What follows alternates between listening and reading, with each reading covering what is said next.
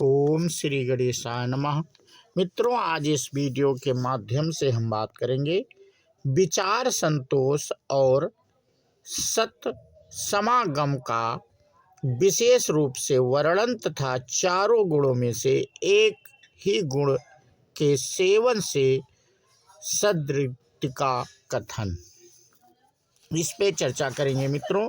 और ये बात मित्रों वशिष्ठ जी श्री राम जी को बता रही हैं जब उनको शिक्षा दे रहे थे। तो उसी समय की कथा हम आप लोगों से इस समय अपने वीडियो के माध्यम से साझा कर रहे हैं। इसका भाग 1 हम आप लोगों से साझा कर चुके हैं और आज भाग 2 के माध्यम से इस पे चर्चा करेंगे मित्रों। परंतप राम वशिष्ठ जी कहते हैं, संतोष ही परम श्रेय है और संतोष परम सुख भी कहा जाता है। संतोष युक्त पुरुष परम विश्राम को प्राप्त होता है, जो संतोष रूपी ऐश्वर्य के सुख से संपन्न है तथा जिनका चित्त निरंतर विश्राम पूर्ण रहता है। ऐसे शांत पुरुषों को विशाल साम्राज्य भी पुराने घास के टुकड़े के समान प्रतीत होता है। वशिष्ठ जी का यहाँ कहना है कि जो व्यक्ति संतोष करता है उसकी ईश्वर सहायता करते हैं। श्री राम, फिर वशिष्ठ जी कह रहे हैं, श्री राम संतोष युक्त बुद्धि संसार की विषम परिस्थितियों में भी ना तो उद्विग्न होती है और ना कभी उसका विनाश ही होता है। जो शांत पुरुष संतोषामृत के पान से पूर्णतः तृप्त हो चुके हैं, उनके लिए यह अपरिमित भोग संपत्ति विष सी जान पड़ती है। रागादि दोषों का विनाशक तथा अत्यंत मधुर अवसाद से युक्त संतोष जैसा सुखद होता है, वैसा सुख ये अमृत रस की लहरियां नहीं दे सकती। तो जो अप्राप्त वस्तु की आकांक्षा का परित्याग करके प्राप्त हुई वस्तु में संभाव रखने वाला तथा जिसमें हर्ष शोक के विकार परिलक्षित नहीं होते, वह मनुष्य इस लोक में संतुष्ट कहा जाता है। जब तक मन आत्मा के द्वारा आत्मा में संतुष्ट नहीं हो जाता, तब तक उस मन रूपी गड्ढे से उसी प्रकार आपत्तियां उद्धत होती रहती हैं, जैसे गड्ढे से लताएं। संतोष से शीतल हुआ मन विशुद्ध विज्ञान की दृष्टि से अत्यंत विकास को प्राप्त होता है। ठीक उसी तरह जैसे सूर्य की किरणों के संपर्क से कमल विकसित हो जाता है, जैसे मलिन दर्पण में मुख की छाया नहीं दिखती, उसी प्रकार आशा की परवस्ता से व्याकुल एवं संतोष रहित चित्त में ज्ञान का प्रतिबिंब नहीं पड़ता। जिसका मन शारीरिक तथा मानसिक क्लेशों से मुक्त एवं संतुष्ट है, वह प्राणी दरिद्र होते हुए भी सच्चे साम्राज्य सुख का उपभोग करता है। अपने आत्मा में आत्मा से ही स्वयं सम्यक प्रकार से निरतिशय पूर्णानंद का आश्रय लेकर पुरुषार्थ द्वारा प्रयत्न पूर्वक सभी विषयों में तृष्णा का परित्याग कर देना चाहिए। चंद्रमा की भांति संतोषामृत से परिपूर्ण मनुष्य का मन शांत एवं शीतल बुद्ध द्वारा स्वयं ही शाश्वती स्थिरता को प्राप्त हो जाता है। जब संतोष से संपन्न पुरुष अपने आत्मा में आत्मा द्वारा स्वस्थ रूप से स्थित हो जाता है, उस समय उसकी शारीरिक मानसिक व्यथाएं उसी प्रकार अपने आप शीघ्र ही समूल विनष्ट हो जाती हैं।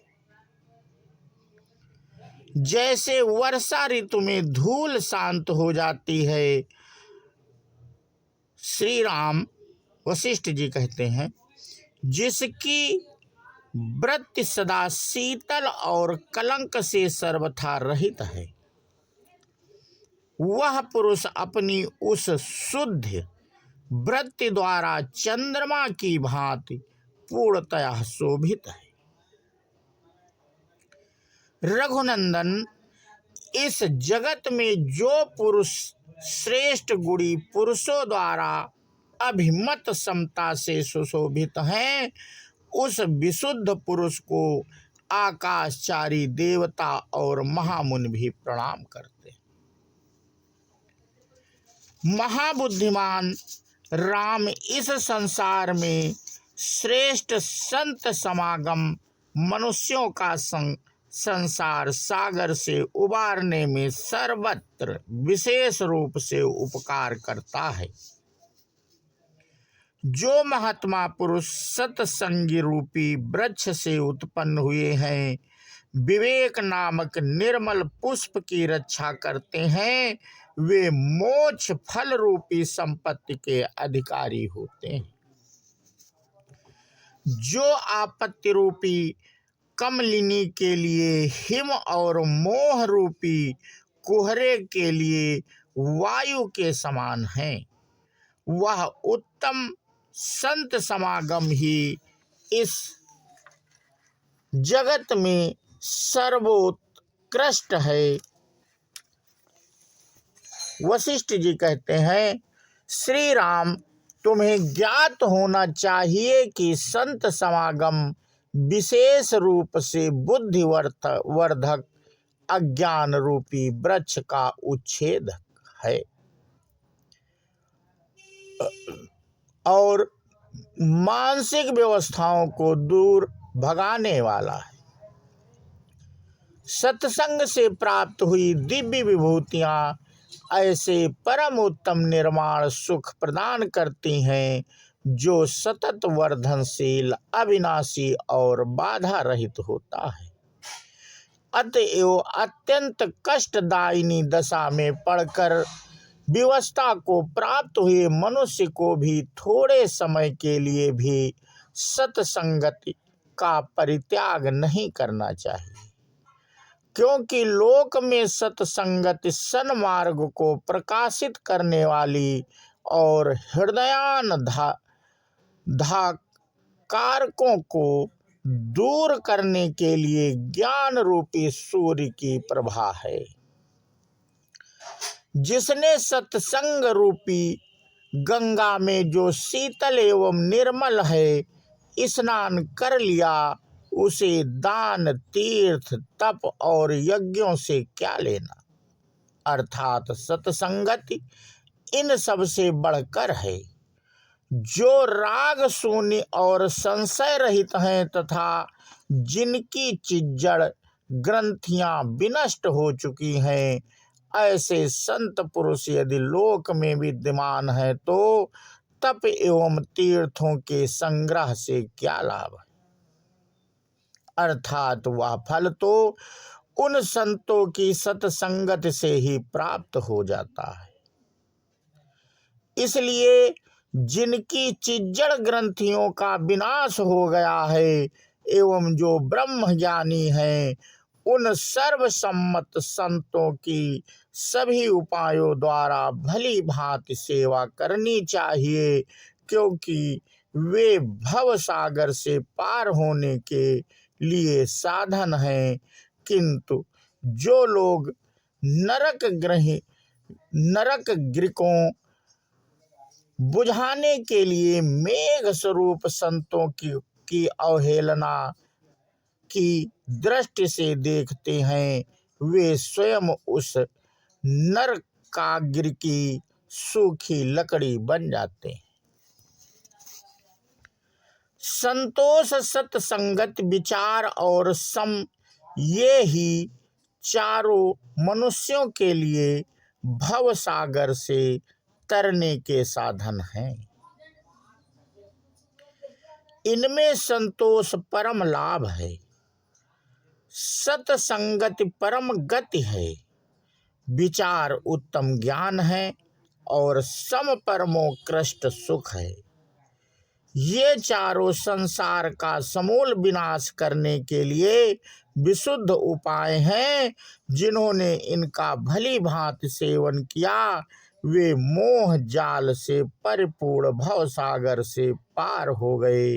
बुद्धिमानों में श्रेष्ठ राम इन चारों साधनों में से विशुद्ध प्रकाश वाले एक ही साधन का अभ्यास हो जाने पर शेष तीनों भी अवश्य अभ्यस्त हो जाते हैं,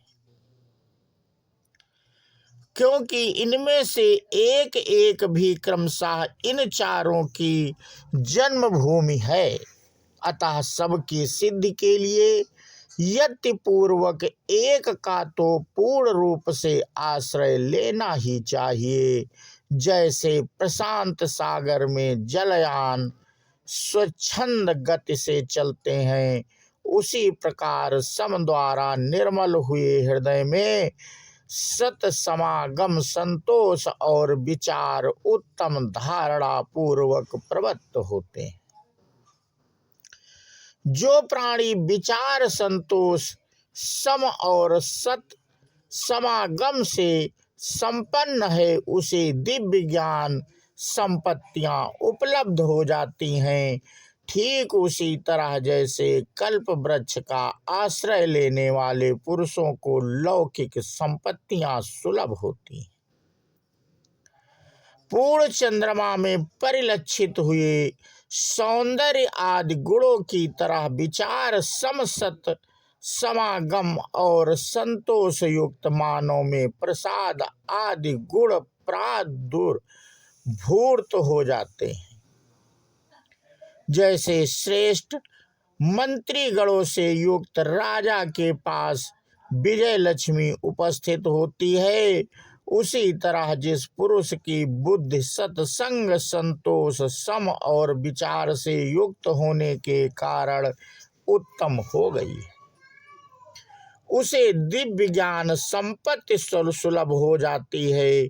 इसलिए रघुनंदन, मनुष्य को चाहिए कि वह पुरुषार्थ से मन को वश में करके इनमें से एक गुण का नित्य यत्न पूर्वक उपार्जन करे, क्योंकि जब तक मनुष्य परम पुरुषार्थ के आश्रय से अपने चित्त रूपी गजराज को जीत कर हृदय में एक गुण भी धारण नहीं कर लेता, तब तक उत्तम गति की प्राप्ति नहीं हो सकती।